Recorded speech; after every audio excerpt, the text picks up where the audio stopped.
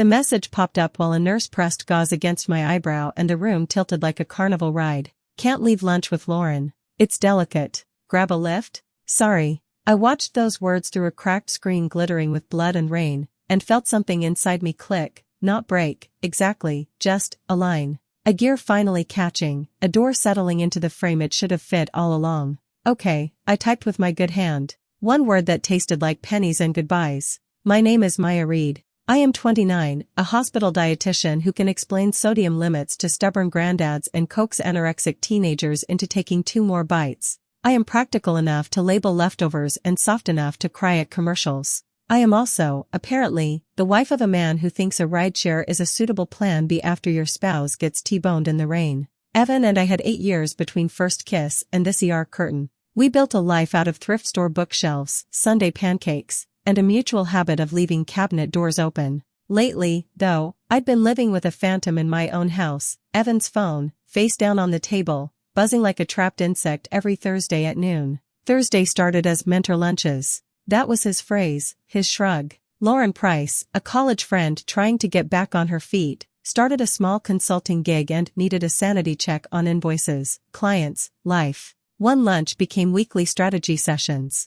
Strategy turned into 3-hour sit-downs at Alder and Ash, the kind of place that folds the napkins like origami birds and charges extra to breathe.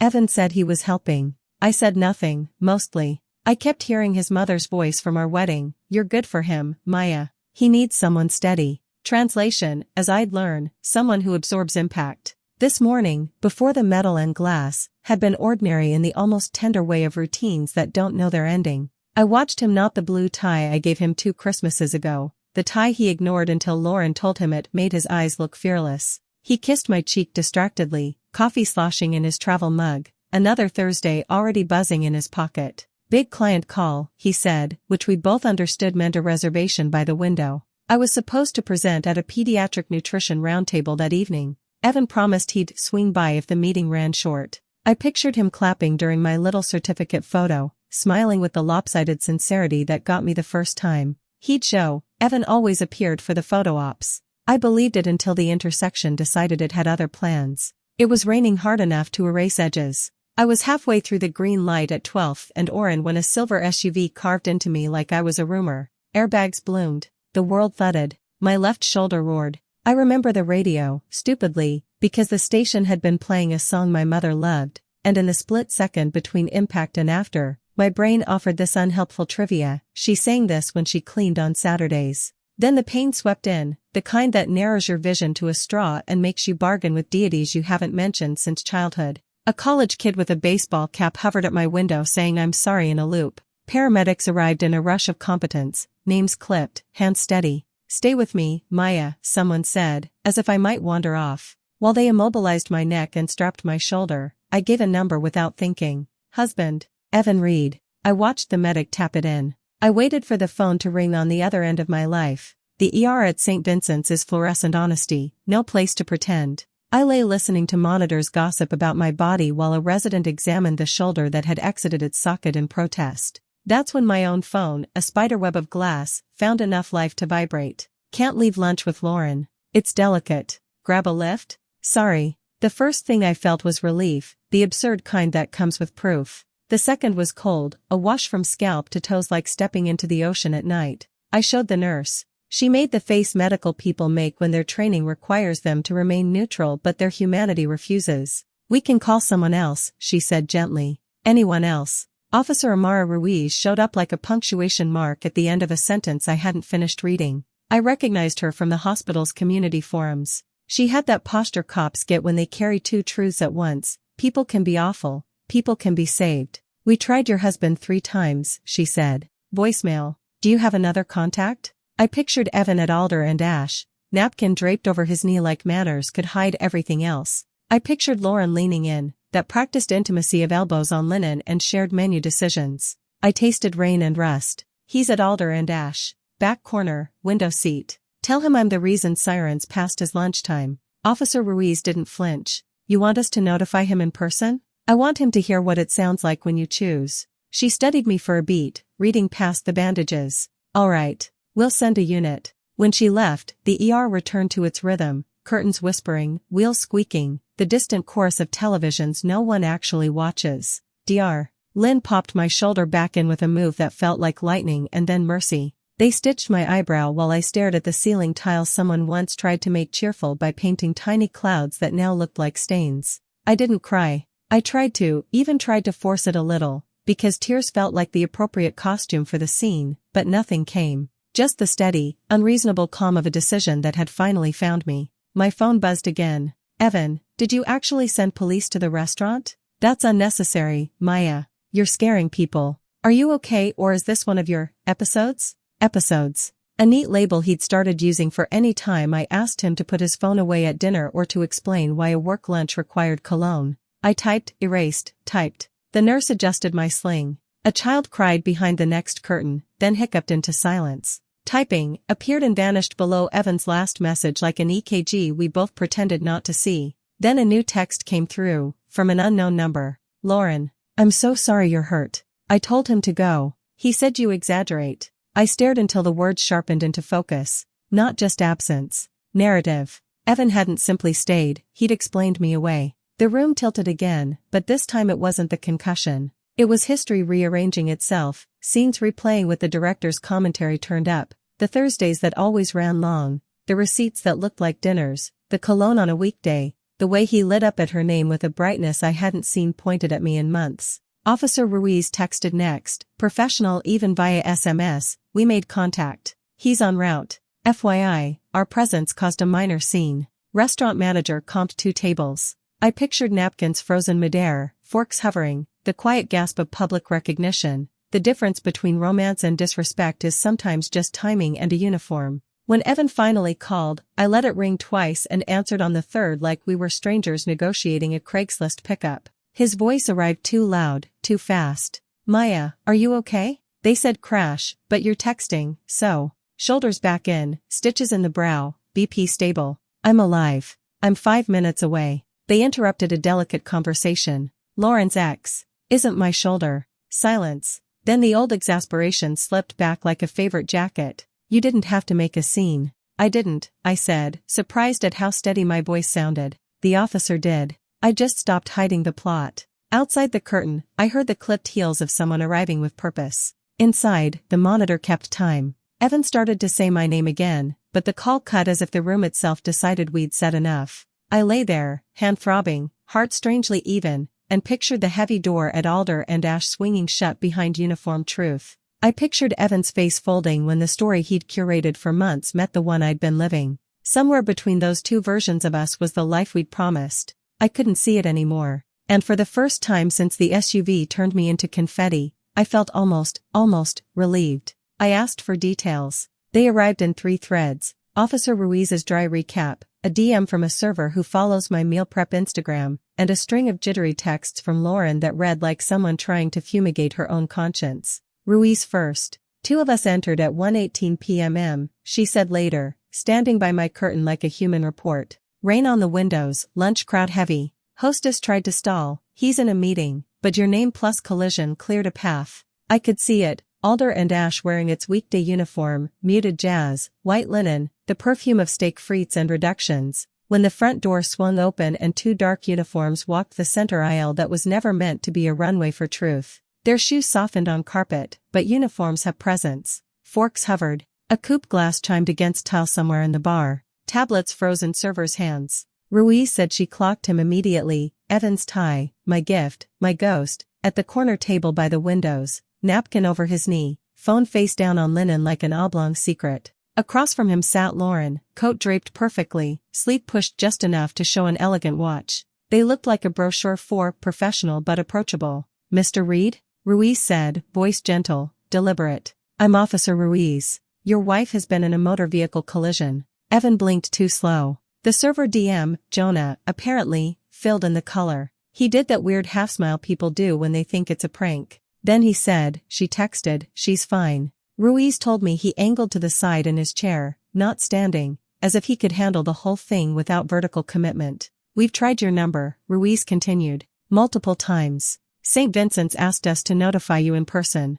Lauren's version added the tiny indecencies. I told him to get up, she texted me, the bubbles appearing like confessions. I said, Evan, go. He said you had tendencies to dramatize. A fracture line opened inside the dining room image I was building. The word tendencies slipping across linen, stepping over cutlery. What tendencies? Ruiz asked him, not as curiosity, but as a tap on the brake. She catastrophizes, he said, according to Jonah. If it were serious, the hospital would have called again. The restaurant made that particular public silence, not an absence of sound, but the presence of listening. Lauren, I said, she's bleeding. She sent me a photo, and he said, filters exist. I wanted the floor to swallow me. And then the moment everyone would remember on the drive home. Ruiz placed a small card on the table, protocol, a name, a direct line, and said, Sir, I was at that intersection 15 minutes ago. It's raining. Her car's not drivable. This isn't a story you get to edit.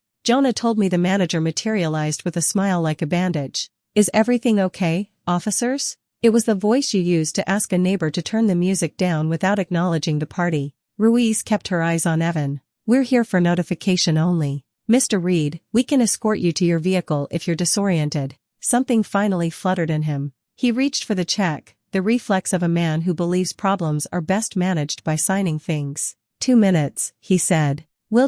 He mimed scribbling, the universal gesture for paying to leave a scene on your terms. Pay later, the manager blurted, already comping. It's on us. Jonah said 2 other tables got quietly zeroed out too, the collateral cost of witnessing. Lauren leaned forward. I can see it like a photograph, her ring tapping glass, her voice low and suddenly unperformed. Evan, get up. He hesitated in that small, ugly way people do when they are choosing themselves. I'm in the middle of something delicate, he said, as if the adjective could wrap the moment in tissue paper. Delicate, Ruiz repeated, and I know her tone because I've used it on stubborn patients, respectful, edged. So is a concussion. Jonah reported the shift, a man at the bar whispering, that's his wife? To no one, the line cook slipping out far enough to watch with a towel over his shoulder, a trio of women by the kitchen pass throwing a look I recognized immediately. We've been this woman, don't be this man. One of them, hair silver, lipstick perfect, set her fork down like a gavel.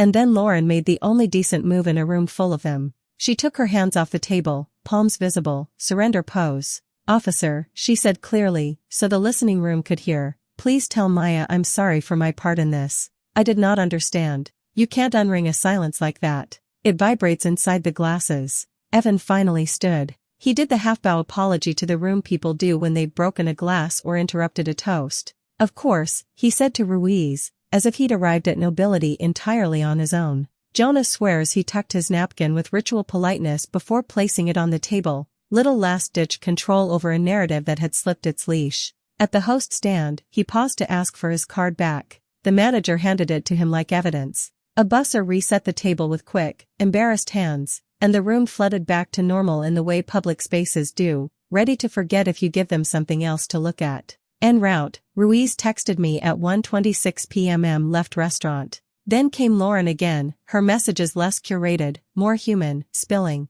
He told me you do this, make emergencies out of inconveniences. I believed him because believing him made my version of me easier. I'm sorry. I told him if he didn't go, I would walk out and never speak to him again. He still hesitated. That's on him, not you. Also, I want to be clear, nothing romantic happened. I let the attention happen. That is its own kind of harm. I stared at those last lines a long time, feeling the particular sting of technical truths, the ones that are accurate and still manage to be devastating. Sometimes the thing isn't the thing. Sometimes it's the gravity well around it. 5 minutes later, the ER entrance slid open and Evan skidded in damp and flushed, looking smaller than a doorframe I hadn't previously noticed looming over him. He smelled like rain and a steakhouse, that sour mix of lemon cleanser and pan sauce. The receptionist directed him with the polite distance of someone who had already heard enough. He pulled the curtain back without knocking. It is strange to catalog your own husband like triage, suit jacket spattered with rain, tie askew, hair starting to curl at the edges,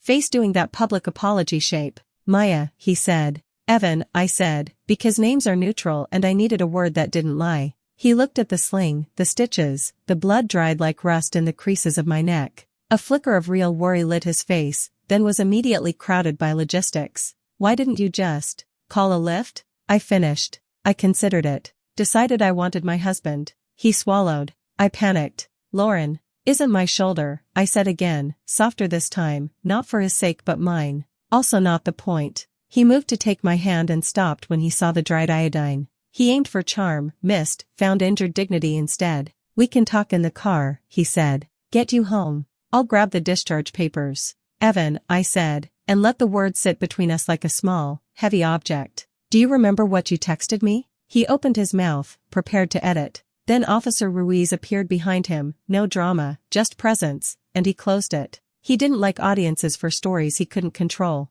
I saw the exact second he realized the room had turned into one. He lowered his voice. Can we not do this here? I looked around at the curtain, the monitor, the nurse pretending she couldn't hear. We already did, I said. Just not in this room. His jaw worked. He smoothed his tie as if the right angle might put us back together. It didn't. Evans, can we not do this here? Hung between us like someone had cracked a glow stick and a chemical smear was leaking onto the floor. The curtain swayed with the air conditioning. The room smelled like antiseptic and wet wool from our clothes. Officer Ruiz stood just outside the opening, not hovering, just there, a polite fact. Here is where it happened, I said. So here is where we start. He glanced at the sling again, eyes flinching at the stitches, then sliding off to logistics, the comfort of action items. I'll get the papers. I'll drive you home. We can talk there. No, I said, and watched the word land. You're not taking me anywhere. His face did that micro-collapse, a flicker you'd miss if you weren't the one cataloging it.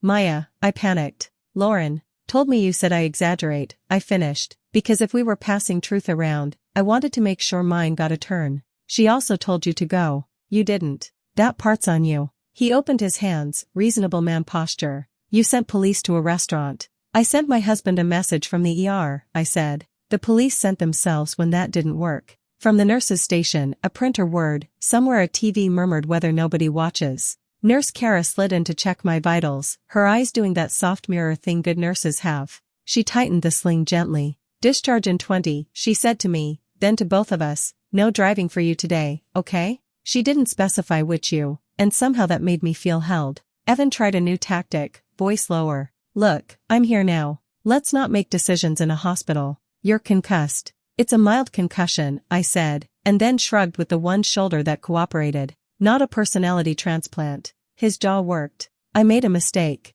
It wasn't a mistake, I said quietly. It was a choice that got sunlight. Silence again, the good kind, useful. He stared at my phone on the tray table, the shattered glass catching the fluorescent light like frost. Can I see what I wrote? He asked, absurdly, as if maybe the text would read differently now in the ER font. No. Ruiz stepped in exactly 1 inch, enough to be scenery. Mr. Reed, do you have your house key with you? He blinked. What? Discharge planning sometimes includes basic safety, she said mildly. If Ms. Reed prefers space tonight, best practice is clarity. Return of keys prevents misunderstandings. It was a clean sentence that translated to don't show up without saying don't show up. Evan looked from her to me, as if I'd orchestrated this. I hadn't. The hospital had simply forced us into the bright. He exhaled. I'm not a threat, officer. I'm not implying you are, she said. I am implying boundaries help everyone. His hand went to his pocket. He hesitated, then placed a single brass key on the rolling tray next to my cup of melted ice. It made the lightest sound, and still felt loud. I texted one message with my good hand, Leah, ER. Can you come? My sister's typing bubbles appeared instantly, then a be there in 15 and a photo of 2 coffees like a promise. Evan saw the screen. So your sister gets a say, but your husband doesn't? She gets a chair, I said. You've had an entire restaurant. He leaned in, tried to find the old channel between us. Maya, remember last Christmas? You got the cast iron. You said we were building for the long term. I did, I said. And then you built a weekly lunch appointment like a second living room. Kara returned with papers. Pain meds every 8 hours with food, no heavy lifting, no driving. And if you get dizzy or vomit more than once, back here we go, she recited. She handed the instructions to me, not him. It was a small detail, and it made me want to cry more than anything else had. Leah arrived like warm weather, hood up, curls damp, tote bag clanking with the unmistakable sound of practical love. She took in the room in a scan, Evan standing, me in a sling, an officer within earshot. Hi, she said to me first, squeezing my fingers. To Evan, a nod. To Ruiz, thank you for being here. Evan stepped toward Leah like a man approaching a manager. I'm taking her home. She's coming with me, Leah said, not unkind, just true. She set a pair of thick socks on the bed. Hospital floors are rude. He laughed once, sharp. So your running point? Leah held his gaze. No one's running anything. We're getting her safe and fed. You can coordinate through me tomorrow for whatever essentials you need to pick up. Coordinate? His voice pinched. This is my house too. It was, I said, before Leah had to. It might still be on paper. Tonight it's not. He looked at me for a long time, as if his eyes could correct the scene by rearranging it. So I make one mistake. A system, I said. Not a slip. He pressed his lips together. You're being cruel. Honest, I said. I've tried every other flavor. Ruiz cleared her throat gently. Mr. Reed, I can walk you out if you'd like. Not a threat.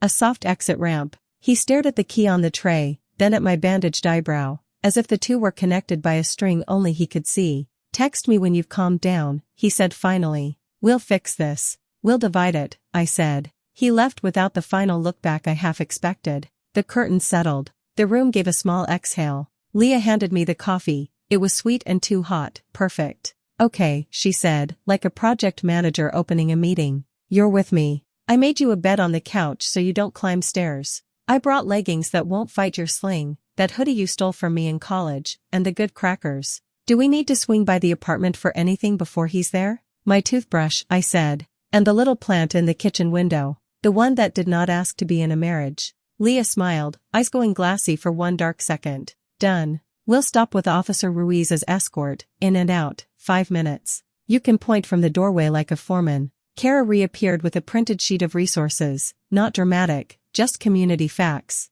Locksmiths, mediation clinics, counselors. 3 names circled with a pink pen. People I trust, she said, tapping the margins. No pressure to call any of them. Just, no. I tucked the paper into Leah's tote. My shoulder throbbed with the stubborn beat of something healing. Outside, the rain slowed. Somewhere in the hallway a kid laughed, high and surprised, and the sound knocked something loose in my chest that wasn't pain. We left under the pale afternoon, Leah holding the umbrella over both of us, her arm around my good side, the world looking ordinary in a way I found indecent and comforting all at once. At the sliding doors, Ruiz stopped us with a nod. You did hard things well, she said to me. That counts. In the parking lot, the wind smelled like wet pavement and ghosted lilacs. Leah opened the passenger door and waited until I settled, buckled me like we were 8 again, then tucked the softest blanket over my knees. You can sleep, she said. I'll be your brain. Just for tonight, I said. Just for tonight, she agreed, starting the car, her list already unfolding in her head like a map.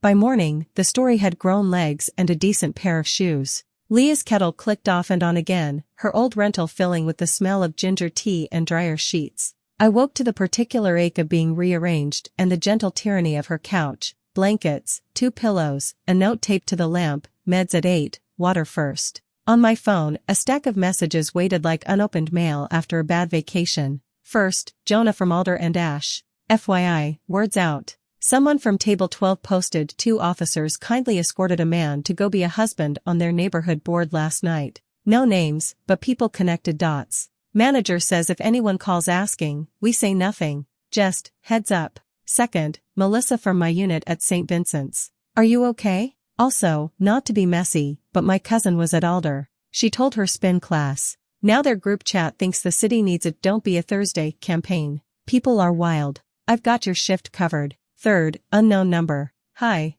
I chair the Women in Consulting Forum Lauren's in. She asked us to share a note about boundaries. No names, but it's clearly about her. She said, I accepted attention I had no right to, and I let it cost someone's safety. I thought you should know she sent it. Leah set a mug on the coffee table and crouched eye level. You ready to see what the internet did while we were sleeping? I'm ready to pretend I don't care, I said. And then care anyway. We did the essentials run first. Officer Ruiz met us at the curb outside my place and played silent bodyguard while I pointed. Toothbrush, leggings, chargers, the basil plant that had staged a miraculous comeback after I stopped overwatering it. Evan wasn't there. Still, the apartment felt like it had leaned an inch overnight, as if the foundation had woken up sore too. Downstairs, the building's concierge looked at me with the soft conspiracy reserved for people who survive something public. Ms. Reed, she said. If anyone asks whether you live here, I'll forget. It was both kindness and a little war. By 9, the consequences had migrated to Evan's office.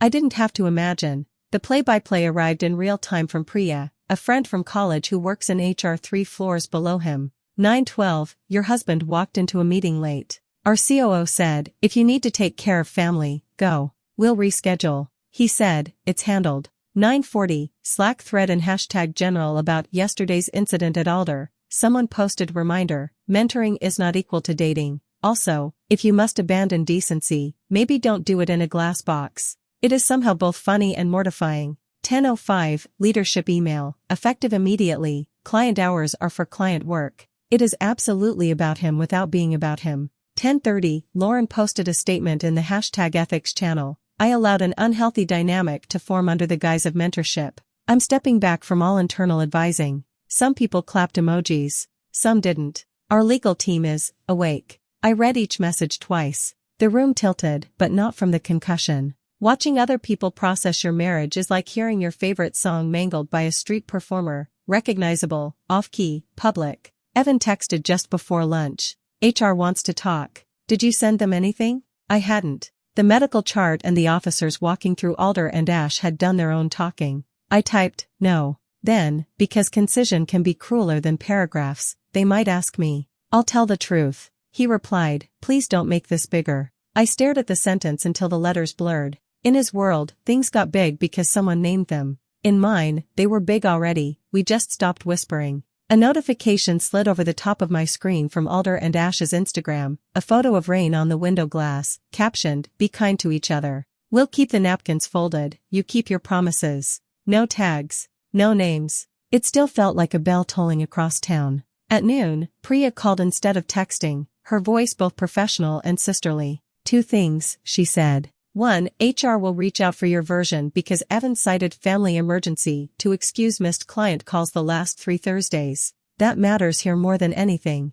If you don't want to speak, you don't have to. And 2, she said carefully, your husband told our VP that you struggle with anxiety and overreact during crises. He put it on the record to frame yesterday. I'm telling you because you deserve to know what narrative walked into the room before you. I stood very still in Leah's kitchen, the grout lines suddenly fascinating. The basil plant nodded on the windowsill like it agreed. Thank you, I said. If HR calls, I'll keep it clinical. Date, time, text. That's all. Clinical is a mercy, Priya said. For you, not him. Leah slid me a plate of toast and sliced strawberries and activated her older sister's stare. Eat or I'll call mom and tell her you're not eating. I hate that you have that weapon, I said, but I ate anyway. The strawberries tasted like grown-up summer, sweet and a little bruised. In the afternoon, a message landed from Officer Ruiz, FYI, police report will list you as injured party, moderate. Driver cited. If your insurer asks whether a spouse picked you up,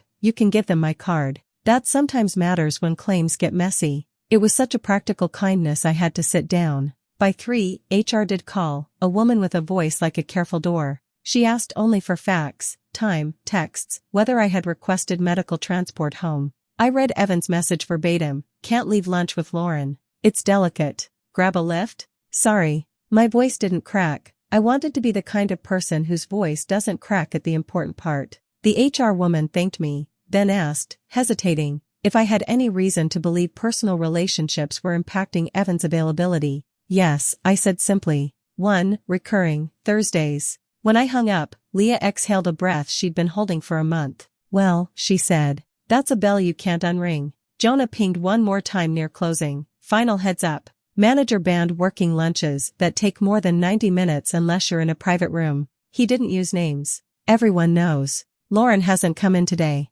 When the barbacks cleaned, we found your husband's napkin folded like he needed the last word. We threw it out. I didn't answer. I stood at Leah's window and watched the clouds move like slow traffic. Somewhere in the city, Evan was telling a version of our marriage that fit neatly into a meeting. Somewhere else, Lauren was deciding whether to keep telling hers to herself. At the hospital, Melissa passed my patients without me. She'd text me later a photo of Mr. Gill's tray with a note, ate 60%. Asked where the polite one went. At 5, my voicemail caught Julia Reed, Evan's mother, speaking crisp concern. Maya, I'm sorry about your accident. I'm also sorry this has become performative. Family should handle family items privately. In the background, clinking glass. A fundraiser. Of course. I deleted it without listening to the end. Privately had been the problem. By dusk, the rain had washed the city clean and somehow left everything sticky. Leah and I ate soup at her tiny table. She put my phone in the fruit bowl like it needed timeout.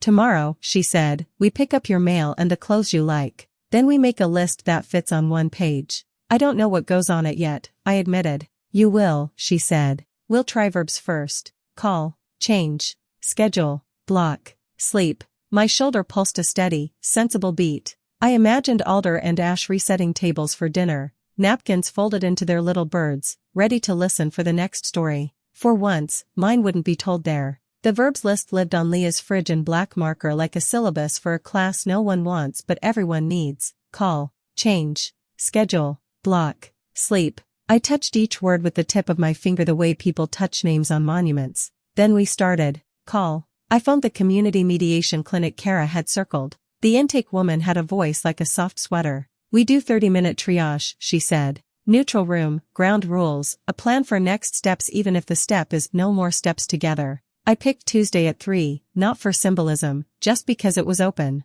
Change. The building manager recoded the garage fob and the package room app. I didn't change the lock. He'd handed me his key on a hospital tray, which felt legally and emotionally sufficient. I did change my phone background to a photo of a beach I've never been to. It felt like telling my brain where we're headed. Schedule. With Officer Ruiz on CC in case we need daylight, I set a 1-hour window for Evan to pick up essentials, laptop, suits, toiletries. Concierge coped the email and replied noted in the exact tone of someone adding meteor shower, 2 a.m., to a calendar. Block. I muted his number, not forever, just for 2 days. Not to punish, to breathe.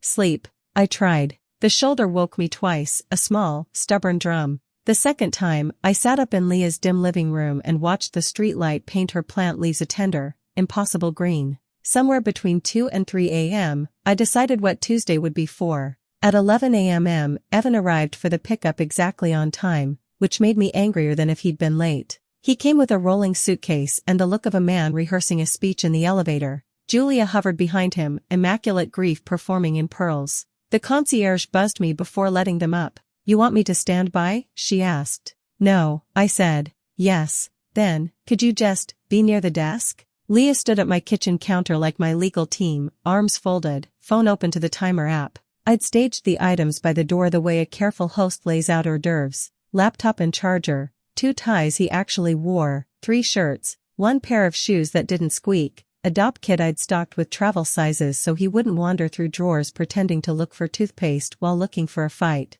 On top, I placed a manila envelope. Tuesday, 3 p.m. mediation. Non-negotiable boundary, no discussions today. My handwriting looked like someone else's on the line that read, "We are done." He stepped in, stopped at the sight of the careful little pile. He picked up the envelope like it might hum. What is this? Logistics, I said. And the only conversation I'll have with you is in a room where someone says, one at a time. His mouth softened, the way it used to when he found me on the couch under a blanket and declared a movie night. Maya, I love you. Love used to be a lever. Now it sounded like a key that didn't fit any lock I owned. Julia broke the silence with a clink of bracelets. This is unnecessary theater, she said, I scanning the neat stacks like an audit. If you needed attention, you got it. Now be adults. Leah didn't look up from the timer. 38 minutes, she said pleasantly. Take what you need, that's here. The rest will be coordinated later. Evan touched the dop kit, the shirts, the tie I'd chosen for him so many Decembers ago. You're really doing this because of a text? Because of a pattern the text said out loud, I answered. Because when I asked for you, you asked for a ride share. He took a breath, reset his face into the one that had charmed my landlord, my aunt, the waiter at our engagement dinner. We can fix this, he said. Therapy. I found a specialist. I booked a session for Wednesday. I will delete Lauren. I will make a statement at work. I will. I don't want repairs, I said, almost gently. I want a different house. Julia exhaled through her nose, a tiny trumpet of disdain. This is what the internet does to marriages. It turns private spats into campaigns. Leah raised her eyes then. He left her in the ER, she said calmly. That's not a campaign, that's a fact. He winced. I was wrong, he said to me, ignoring Leah. I was cruel. I am sorry. Something inside me loosened. Because sorry is a beautiful word and I didn't want to be the kind of person who couldn't hear it, and then resettled. Because beautiful words don't pay rent they haven't paid in months. I accept your apology, I said. And I'm still done. He looked at me like I'd changed languages mid-sentence. What does done mean, exactly? It means I will not be married to you anymore. He blinked twice, the room narrowing to the length of his eyelashes. A divorce. Yes. He reached for me, stopped when Leah's timer chirped, the world's rudest little bird. 20 minutes, she said. If you want me to push it to 30, I can, but that's charity, not precedent. He nodded once, brittle. Fine. He packed mechanically, like a man folding away a version of himself he didn't recognize. He held the tie Lauren had called fearless up to his neck, then dropped it as if it burned. He took the photo from our last vacation off the shelf, stared at it, and set it back. He did not cry. Neither did I. We were damp inside in a way that made tears redundant. At the door, suitcase by his leg, he tried one more time. If we do this, I need you to say I'm not a monster. You're not a monster, I said. You're a man who picked a lunch over an ambulance and then told people I imagined the sirens. He closed his eyes like that sentence knocked on something tender. Will you come Tuesday? He asked, suddenly small. Yes, I said. To say the thing in a room designed to hold it. He nodded, once, twice, as if practicing acceptance.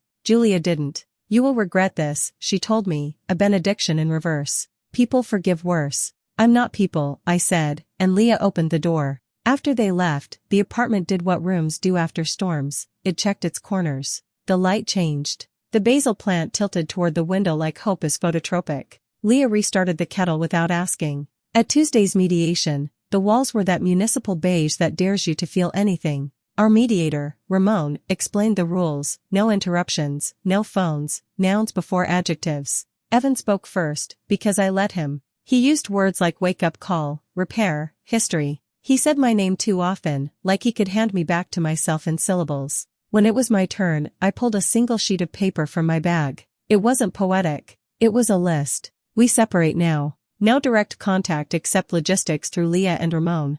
You'll retrieve remaining items Saturday between 10 to 12 with the concierge present. I'll file. You will not dispute the date. Evan looked at the list like it was a diagnosis. That's it? He asked, incredulous. 8 years and 5 bullets? It's more than I got yesterday, I said. It's what I can carry. Ramon nodded, the smallest bow. Clarity is a kindness, he said. Sometimes it sounds like a door. I signed the preliminary separation paperwork with my stiff hand, letters skewing uphill like a child's. Evan didn't sign anything, his part would come later. But a thing had been said out loud, and once a thing is said in a beige room with witnesses, it exists. Outside, the sky did that early evening blue that makes you want to keep walking even after your body is done. Leah waited on the bench with 2 paper cups of soup and a new verb written on the back of an envelope. She handed it to me without comment. 2 Thursdays later, the consequences got an HR letterhead. Priya's text came at 8:11 a.m. Heads up. Closed door at 9. Misuse of client hours plus integrity review.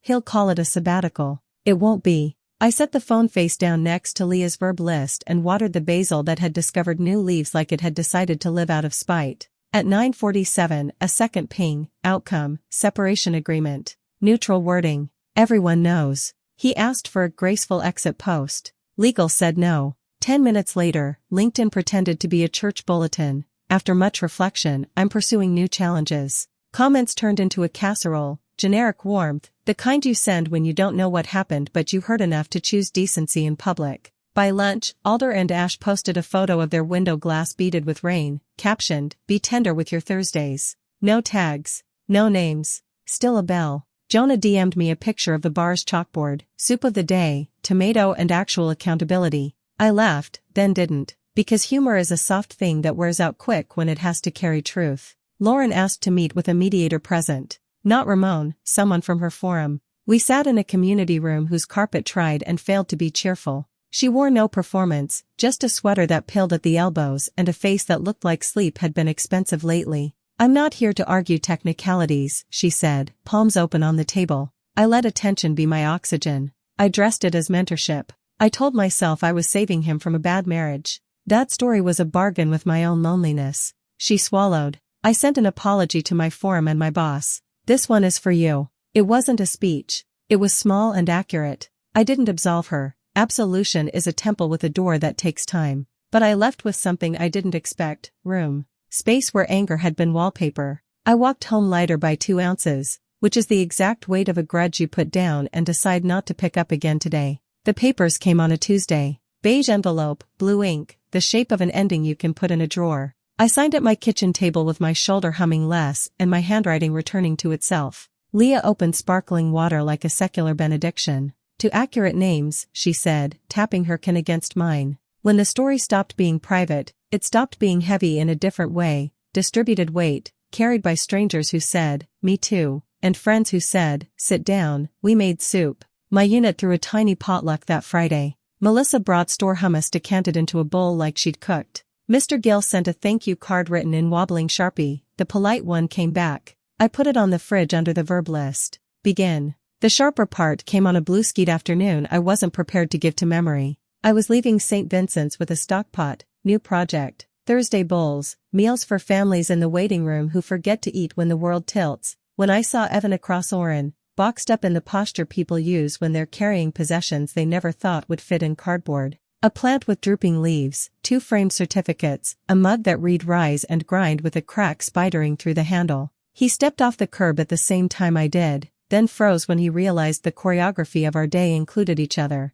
We stood there divided by traffic and the exact width of our past. He looked smaller without a lanyard, younger without the little office superiority that had always inflated him half an inch. No tie, no napkin, just a man holding his own edges. I didn't wave. He didn't either. He opened his mouth like he wanted to shape one more version of us, then closed it like he'd finally learned a boundary you can taste. He nodded, not a plea, not a performance. Just a human gesture that said, I see the person I hurt and the person she became without me. I nodded back, because we are not animals. A buzz hissed between us and when it cleared, he was moving again, box in his arms, mouth set in that thin line people wear when they're trying not to cry in public. He passed Alder and Ash without looking up. I kept walking toward the hospital with the stockpot heating my forearms through the towels, the metal ringing a little with every step like a polite bell. After that, the Thursdays quieted. Leah and I hosted soup nights. Sometimes Jonah came after his shift and told ridiculous restaurant stories.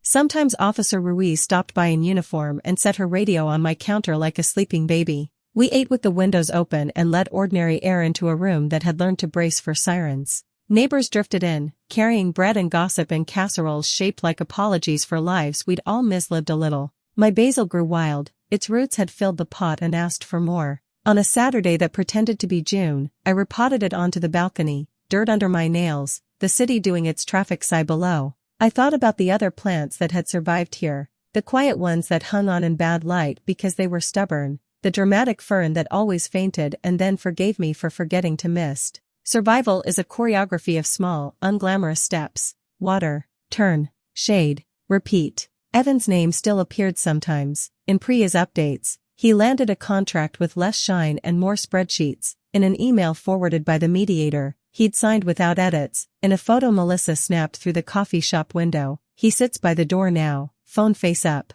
He never contacted me directly. That was our last, best rule. I drove through 12th and Oren once on purpose. The light turned green, and I didn't move for a beat, listening to the city breathe like a big animal that doesn't care about our personal tragedies. The intersection didn't hold a memorial for my marriage. It held paint and timing and drivers learning at inconvenient speeds. I passed through like everyone else, then turned left toward the market that sells the good tomatoes. On a sunset Thursday, my first Thursday Bowls sign went up in the hospital family room. No logos, no speeches. Just a note, free soup for the waiting. People came like they always do when kindness doesn't interrogate them first. A grandfather with trembling hands. A teenager pretending not to be scared. A woman with mascara swum into her lower lids, saying thank you like she owed me money. I ladled and smiled and thought, this is a better use of a Thursday than lunch in a glass box. When my pot ran dry, I sat for a minute in the vinyl chair by the vending machine and let the day collect itself. The fluorescent lights buzzed. The ceiling tiles tried to be clouds and failed. My shoulder ached the way healed things do when rain's coming. I put my hand on it anyway, grateful for the honest pain that told the weather without telling lies. On the walk home, Leah called. Status? Soup works, I said. She exhaled, pleased. So do you. At my door, the lock turned easily for one key. Inside, the apartment smelled like basil and steam and lemon on cutting boards. I set the empty pot on the stove and stood a second in the quiet that used to frighten me. It didn't anymore. Quiet has texture when it's yours. I took the verb list off the fridge and flipped it over. On the blank side, I wrote 2 words in my own handwriting, straight and steady. Keep going. Sharp enough. Gentle enough. Mine.